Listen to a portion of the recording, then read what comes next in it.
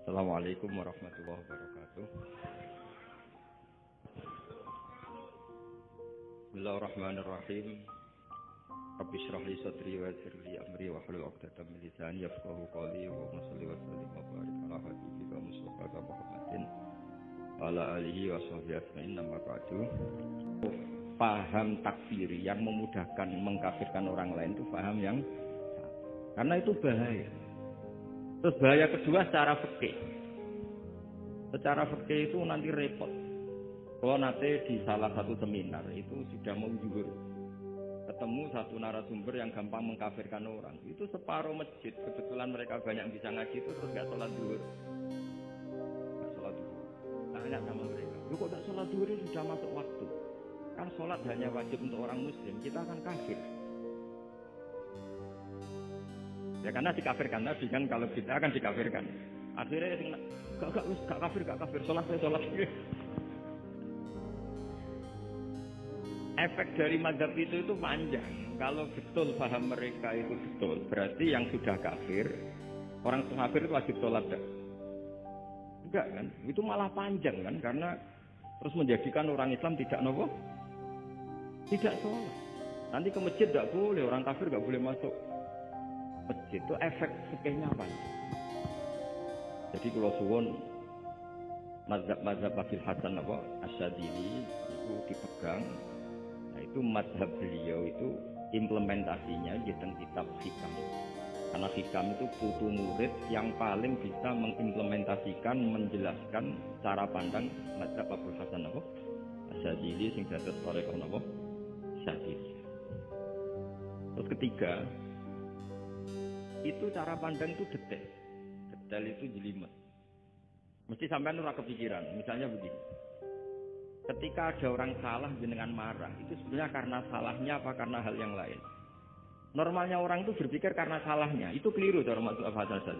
Pasti kamu marah itu karena ada hal lain. Misalnya kayak pembantu, elek, kriting, mecahno gelas, mesti langsung mbok amuk. Alasannya mecahno.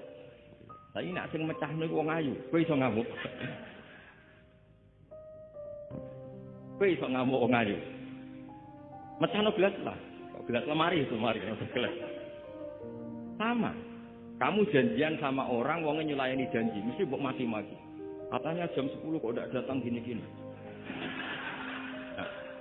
Tapi kalau yang terlambat itu wong sing ngutangi kowe. Kowe iso ngamuk orang sing ngutangi kowe. Atau sing terlambat itu komandannya, atasan kamu. Atau kiainya.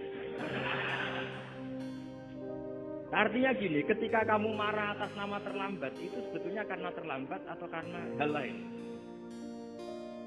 Nah, maksiat juga gitu. Cara pikirannya Abil Hasan Asyadzili, ketika kowe roh misalnya cawe itu, maco naik, apa ninja tau.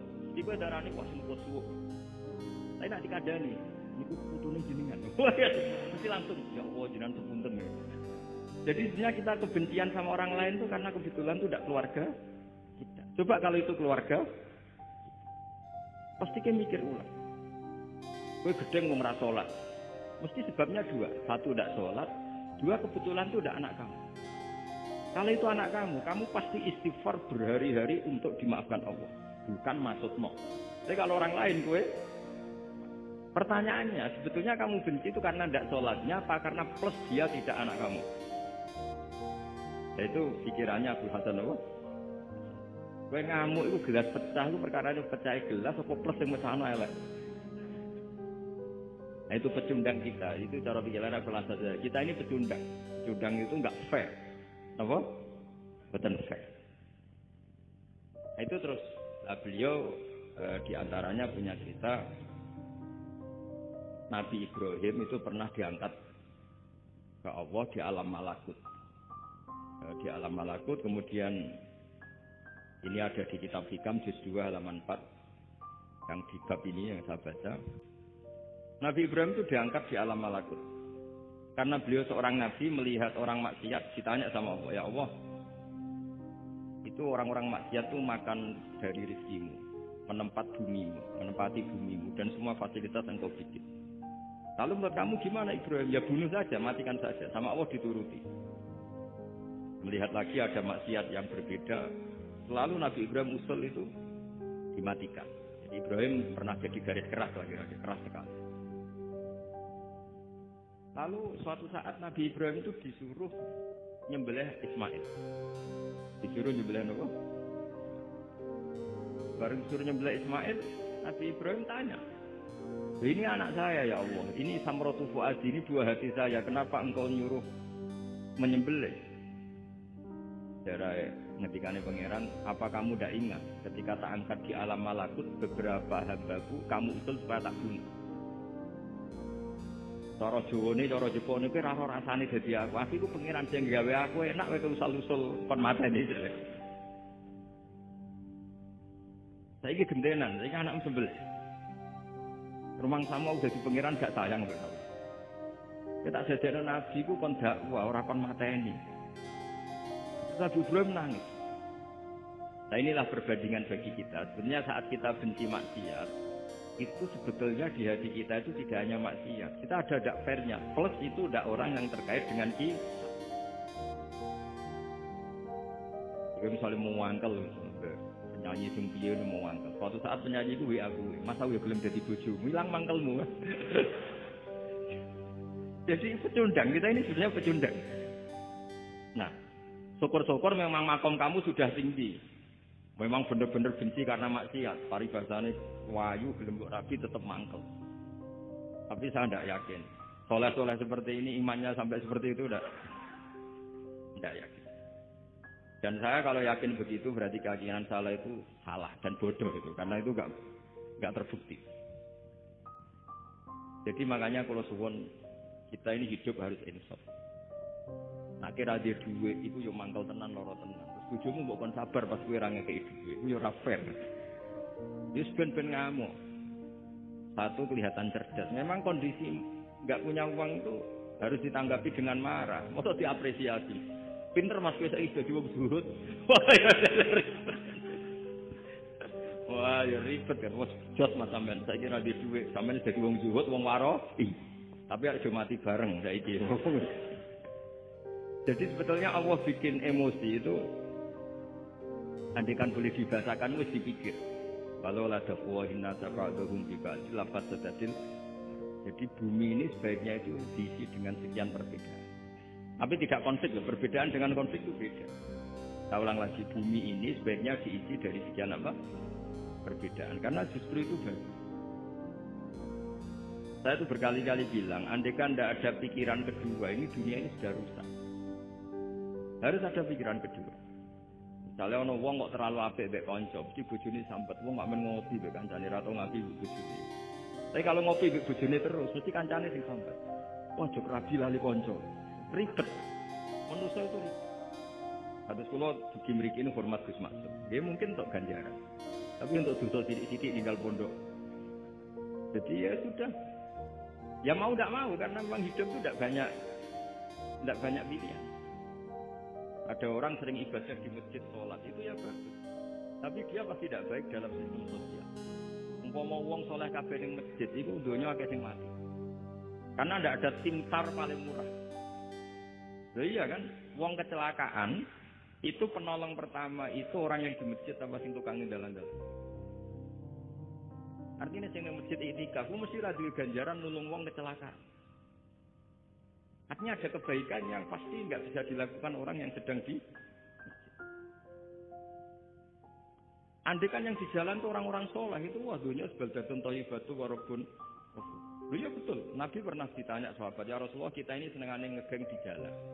Kata Nabi ya sudah nggak apa-apa asal aktut torek haqqoha. Ya kamu memberi haknya jalan. Apa itu? Amar ma'ruf nahi mungkar. Maksudnya nahi mungkar gini. Misalnya di bus itu ada orang soleh mayoritas. Itu sing nyobat ya mesti ditabuki wong akeh. Kalau yang di perapatan wong soleh kabeh sing betung itu ya izin. Mergo sing perapatan wong soleh kabeh.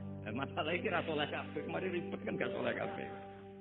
Jadi sebetulnya Indonesia itu aman kalau yang di jalan itu soleh semua karena perempuan lewat gak diganggu, gak copet gak berani, semuanya. Maka di Islam itu menyebut kebaikan itu jumlahnya banyak. Tidak bisa kamu wah hebat-hebat wong sing masjid terus gak bisa seperti itu. Anda kan semua orang di masjid, nah ono kecelakaan pertama yang nolong siapa? Nah ono wong golek alamat itu takok sapa, kabeh ning jero. Ribet kan? Makanya ini Quran bikin aturan wala taq'udu bi kulli siratin tu'iduna wa tasudduna an sabilillah. Yang enggak boleh itu duduk di jalan sambil mengganggu atau mengancam hal-hal yang baik. Tapi kalau duduk di jalan justru membantu hal-hal yang baik, maka ini disyariatkan oleh Islam. Jadi ini kita harus mulai mikir ya. Jadi walhasil ngendikane kitab hikam, bayangkan yang maksiat itu anak kamu, istri kamu. Pilihan kamu itu memaafkan dan minta dimaafkan oleh Allah. Tapi ketika orang lain kamu minta supaya dilaknati Allah. Ini tidak fair. Ya kita diajari guru-guru kalau minta ampun firli wali walidayya wali jami'il muslimina wal muslimat. Masih dikata wali jami'il muslimina muslimat wal mu'minina wal mu'min. Itu filosofi yang luar biasa, kata jami' semuanya ya Allah engkau maafkan. Bukan keluarga saya tok, siapapun yang berkontribusi terhadap Islam ini engkau maafkan. Begitu juga di muqaddimah khutbah kula suwun harus ditradisikan wala alihi wa sahbihi ajmain. Kata ajmain ini kata pembeda. Mungkin orang baca hanya rutin, tapi kita yang nekuni ilmu, ajmain ini kata kunci. Fa inna ahla syiah akramu sahabiyan wa ahanu sahabiyan akhar. Jadi tradisi madzhab syiah itu apa? Ada sahabat yang begitu dimulia-muliakan berlebihan kayak Sayyidina Ali, dan ada yang dihinakan kayak Abu Bakar dan Umar. Lalu pembedanya dengan ahli sunnah apa? Kita menghormati sahabat wa sahbihi ajmain. Jadi hadhil kalimah kalimatun fariqah. Ini kalimah pembeda. Jadi ajmain buatan kalimah rutin terus ono jimati ono kasiate niku mboten. Kita maklumatkan ke seluruh dunia bahwa mazhab ahli sunnah ditandai dengan wa ala alihi wa sahbihi ajmain. Ane dawe Mbah Hasyim wa nukrimu ahlal bait wa nukrimu jami'a ashab Rasulillah sallallahu alaihi wasallam. Wa nukrimu jami'a ashabi Rasulillah sallallahu alaihi wasallam. Ciri utama mazhab Ahlussunnah apa? Menghormati keluarganya Nabi dan menghormati seluruh, ada kalimat apa? Seluruh. Jadi kata ajma'in itu kalimatun fariqah atau kalimatul fasl. Kalimat yang membedakan mana mazhab Syiah dan mazhab Ahlussunnah apa? Itu kalau jenengan ngaji teng Maksum napa teng Kiai Maksum di antara mazhabnya Nabi Ibrahim yang diceritakan Abdul Hasan Asy'adili, kebencian kepada maksiat kita semua pasti benci maksiat. Tapi gak fair kan, yang satu kamu laknati, yang satu kamu doakan. Ujung-ujungnya apa? Ada unsur hadzun nafsi. Kalau yang terkait dengan jenengan mbok dongakno ditepuro, nah yang enggak ada terkait mbok pasutno. Ini kan gak fair, padahal sama-sama apa? Maksiat. Jika umat ini enggak berhenti berharap supaya yang sedang maksiat pun kita selalu berharap suatu saat pasti tobat. Kita berharap la'allahum yarji'un, la'allahum yantahun. Quran sendiri menghadapi orang-orang maksiat masih selalu diberi harapan la'allahum yarji'un, la'allahum yantahun. Ya tentu dengan sekian mau'idhah, sekian hikmah, sekian amar ma'ruf nahi munkar. Yang jelas kita sebagai ahlul ilmi tidak punya sanad model keras. Karena semuanya ini proses. Sama nggak bisa niru Nabi itu kan dulu perang Gus. Loh Nabi perang dulu itu enak. Enaknya itu Nabi mesti bener, musuhnya mesti salah. Itu Abu Jahal CS. Saiki ke perang kowe ora mesti bener. Musuh ora mesti salah. Kabeh tegas piye oleh tegas padha ora jelas. Riyen tegas kan gampang, Nabi mesti bener. Musuhnya mesti kan penak. Lah sampean wah, sampean masih macake santri ini. Cara tukaran mbek tanggamu ora mesti tapi. Mergo ora mesti